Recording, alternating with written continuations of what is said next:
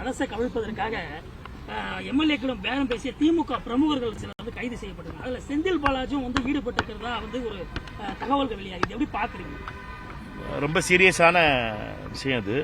குதிரை பேரம்னு தமிழ்நாட்டில் இப்போ ஒரு 50 நாளாக பார்த்தீங்கன்னா ரொம்ப நேரமாக பேசிக்கிட்டு இருக்காங்க. உண்மையிலே குதிரை பேரம் என்னன்னு கேட்டிங்கன்னா, பணத்தை கொடுத்து எம்எல்ஏவை விலைக்கு வாங்குறது பேர் தான் குதிரை பேரம். அது நடந்திருக்கு, அதற்கான முயற்சி நடைபெற்றிருக்குன்னு ஒரு எம்எல்ஏ போலீஸ் கம்ப்ளைண்ட் கொடுத்துருக்காரு. சும்மா குதிரை பேரம் நடந்துருச்சு வெளியில் நின்று மைதானத்துக்கு வெளியில் நின்று கத்திக்கிட்டு இருக்காம, மைதானத்துக்குள்ள வந்து ஏன் ஆமா இந்த 234 பேர்ல ஒரு எம்எல்ஏக்கு இன்னாரு காசு கொடுத்து எங்களை விலைக்கு வாங்க வந்தாரு அப்படின்னு முதல் தடவையா சொல்லியிருக்காங்க.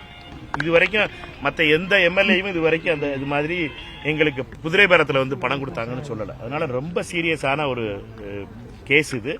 இதை சரியான முறையில் அரசு கையாளணும், காவல்துறை இதை ரொம்ப சீரியஸா இருக்கணும். இப்படி 234 பேர்ல ஒரு ஆளை விலைக்கு வாங்குறதுக்கான முயற்சி யாரு செஞ்சாலும் சரி, அதுதான் ரியல் குதிரை பேரம். பொய்யான குதிரை பேரங்கள்ங்கிறது சும்மா வாயில வடை சுட்டுக்கிட்டு இருந்தவங்க சொல்லிக்கிட்டு இருந்தது. ஆனா முதல் முறையாக குதிரை பேரம் நடந்திருக்குங்கிறது ஒரு சீரியஸான கம்ப்ளைண்ட் வந்திருக்கு.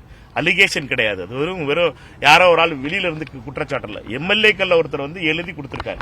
இது மாதிரி எந்தெந்த எம்எல்ஏக்களுக்கு இப்படி குதிரை பேரம் நடத்தப்பட்டது வருங்காலத்தில் பலரும் அதுக்கான தகவல் வரும் நம்புறேன்.